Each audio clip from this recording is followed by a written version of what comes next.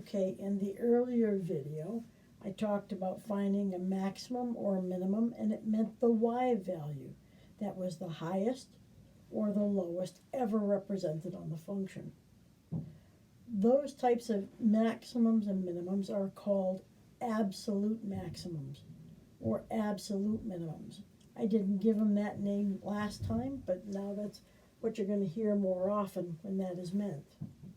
So an absolute maximum is the highest it ever got. I see this got up to a height of 6. Whoops, that's even higher. So it has an absolute maximum of 7.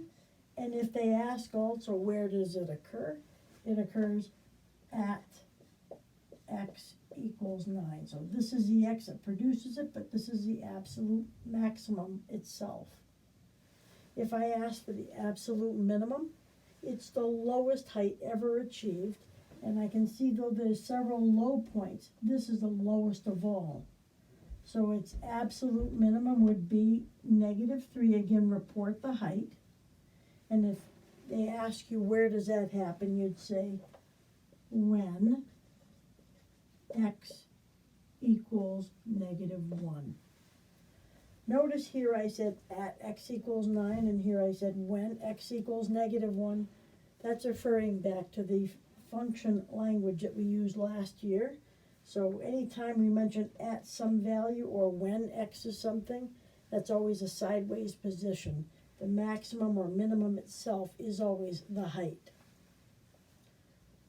Now, as the title suggests, there are other types of maximums or minimums that I haven't referred to yet. And they are called local minimums or local maximums. And that's a little bit different. By the way, the word local minimum is sometimes referred to as a relative minimum.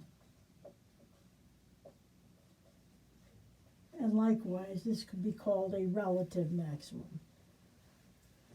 So basically what this local minimum means is in its immediate neighborhood, it should be lower than any other points immediately surrounding it. So do you see how this point right here is lower than anything immediately to its right and to its left?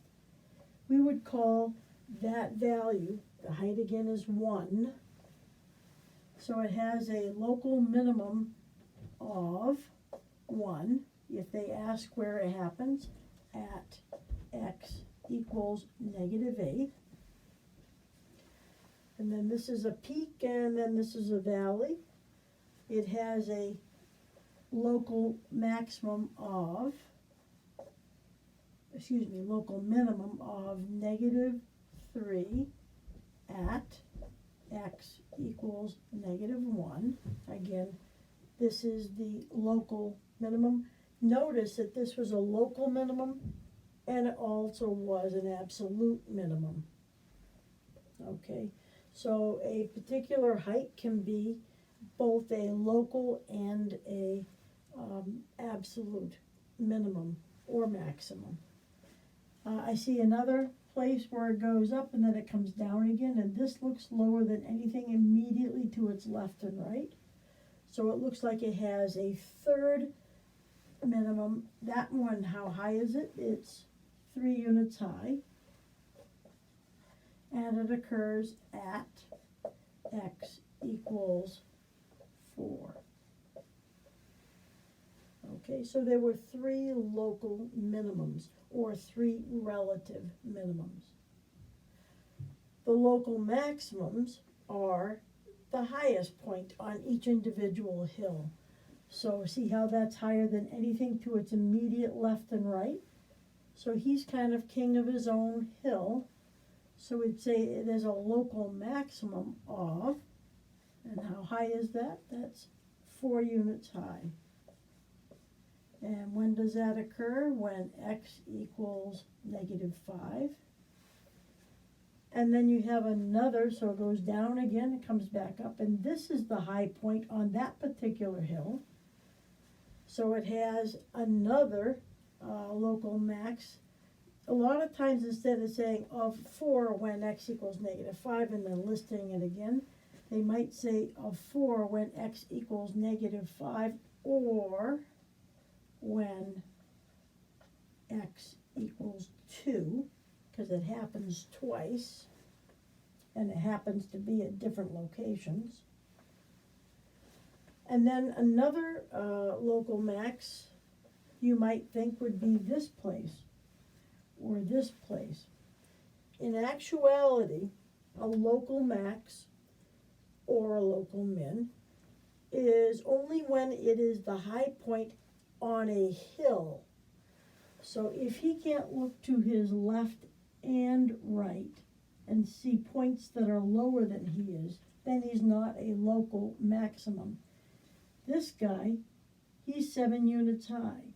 And if he looks this way, all of these heights are less than 7. However, there's not even a graph over here. So technically, that would not be a local maximum. It just ended up being the absolute maximum. So it has to be actually situated on a hill with some of the graph on both the left and right. Likewise, this is 6 units high, but it's not situated at the top of a hill. So if this had been down here somewhere, abruptly, an arm just down here without being a valley, you would also not include that as a local or relative minimum either. So if it's not a peak on a hill, with the hill being on both sides, or if it's not the low point on a valley with the being on a minimum with some graph on both left and right, then they are not relative or local minimums or maximums. So here we had just one local maximum, but it occurred twice, and that's all there are, because all the other high points don't have a hill being represented. There's no graph over here, and there's no graph over here. Okay, so that's all there is to local or relative maximums and minimums. Those are the other types of maxes and mins that we had not referred to before. Hope this was helpful.